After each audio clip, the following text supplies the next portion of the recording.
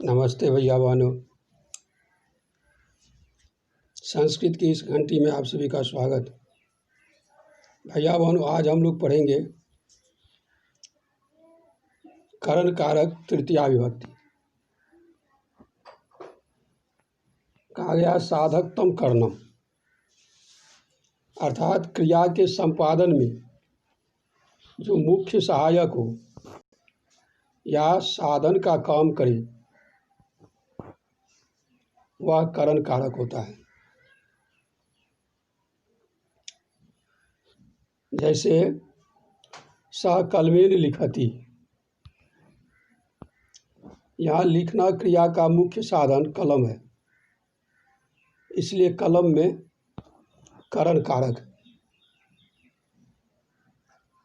अभी हम लोग जान गए कि करण किसे कहते हैं। क्रिया के संपादन में जो मुख्य सहायक होता है, जो साधक होता है, उसे करण कहा जाता है।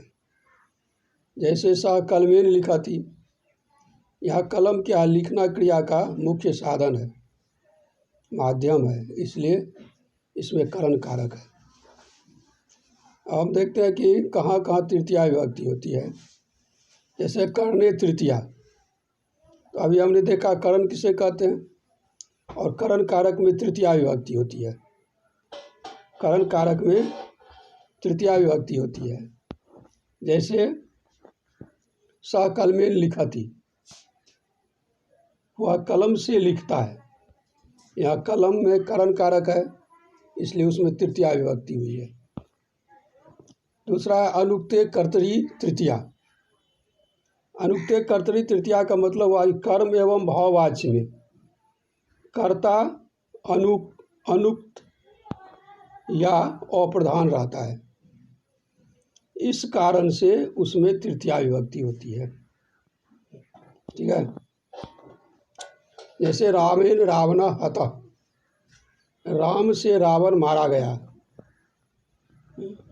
मया हस्यति, मेरे द्वारा हंसा जाता है। पहले आपने देखा रामेण रावण हतः ये कर्मवाच्य, और मया हस्यते ये भाववाच्य। दोनों में ही कर्ता अनुक्त है, अप्रधान है, इसलिए दोनों के कर्ता में तृतीया विभक्ति हुई है।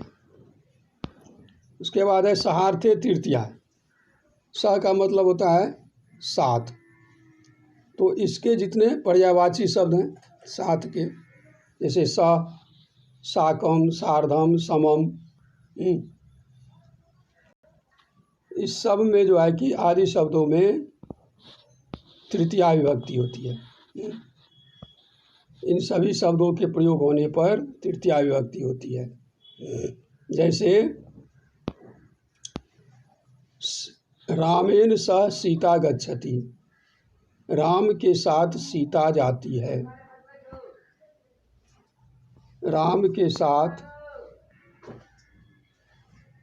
सीता जाती है।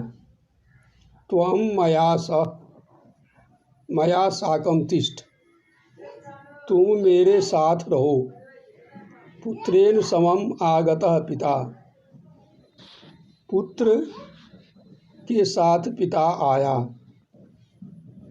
छात्रेण समम गतः गुरु, छात्र के साथ गुरु गया। इस तरह हम देखें स, साकम, समम, सार्धम आदि शब्दों में तृतीया विभक्ति होती है। आगे देखते हैं तो है कि येनांग विकार। येनांग विकार यानी शरीर के जिस अंग में कोई विकार हो उसमें तृतीया विभक्ति होती है। जैसे मुकेशः पादेन खंजः अस्ति, मुकेश पैर से लंगड़ा है। यहाँ पैर में क्या है, विकार है, इसलिए पैर में तृतीया विभक्ति हुई है। उसके बाद अपवर्गे तृतीया, कार्य समाप्ति या फल प्राप्ति को अपवर्ग कहा जाता है। इस अर्थ में कालवाची एवं मार्गवाची शब्दों में तृतीया विभक्ति होती है। जैसे मासेन व्याकरणम अधीतम, 1 माह में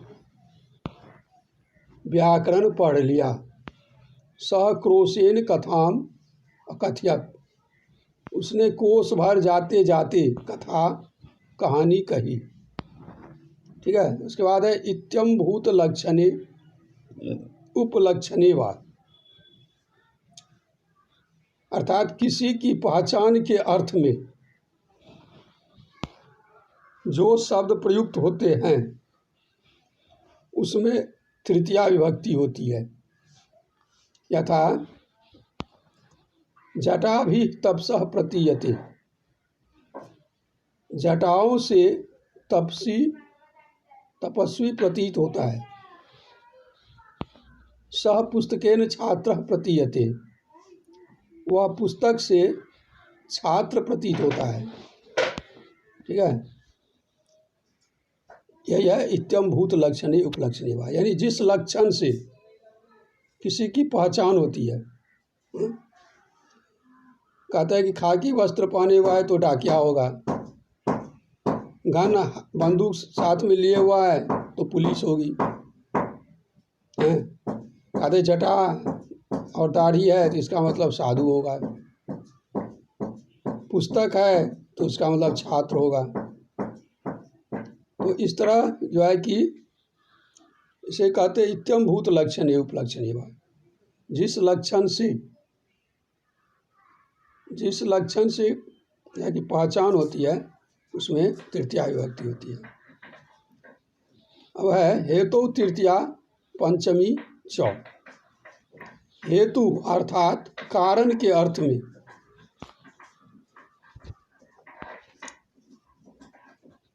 तृतीया विभक्ति होती है। तृतीया और पंचमी दोनों विभक्ति होती है। ठीक है। जैसे दंडेन घटः भवति, श्रमेण धनम मिलति, पुण्येन सुखम मिलति। दंडेन घटा भवति, दंड से घड़ा होता है। यहाँ पर हम दंडात भी कह सकते हैं। फिर कहते हैं श्रमेण धनम भवति, श्रम से परिश्रम से धन होता है। यहाँ हम श्रमात भी कह सकते हैं। जैसे कहते धनात् धर्म तथा सुखम, धन से धर्म होता है। तो पुण्येन सुखम मिलति, पुण्य से सुख मिलता है। यहाँ पुण्यात भी कह सकते हैं। ठीक है भैया। यहाँ हम देखें कि कहाँ कहाँ तृतीया विभक्ति होती है। इसके अलावे जैसे है ऊनवाचक शब्द, ऊनवाचक शब्द मतलब जैसे हुआ हीन, रहित, बिना, इन सब शब्दों में भी तृतीया विभक्ति होती है। जैसे वह अलम, कृतम, किम आदि निषेध किया जाए जिन शब्दों से, उसमें भी तृतीया विभक्ति होती है। जैसे कहते हैं कि सह धनेन हीनः अस्ति, वह धन से हीन है यानी निर्धन है। अलम विवादेन, विवाद व्यर्थ है। एकेन ऊनम, एक कम, एक से कम। गर्वेण शून्य, गर्भ से शून्य। ठीक है। इसके बाद है जैसे पृथक, बिना, नाना आदि शब्दों के योग में भी विकल्प से तृतीया विभक्ति होती है। जैसे प्रवरेण बिना नाव कोठी शून्य अस्ति, प्रवर के बिना नाव कोठी शून्य है। ठीक है भैया बनो। तो इस तरह हम लोग देखें कि तृतीया विभक्ति कहाँ कहाँ होती है, करण कारक किसे कहते हैं, अभी आपने देखा। अगले वीडियो में हम संप्रदान कारक चतुर्थी विभक्ति लेके उपस्थित होंगे। तब तक के लिए नमस्ते।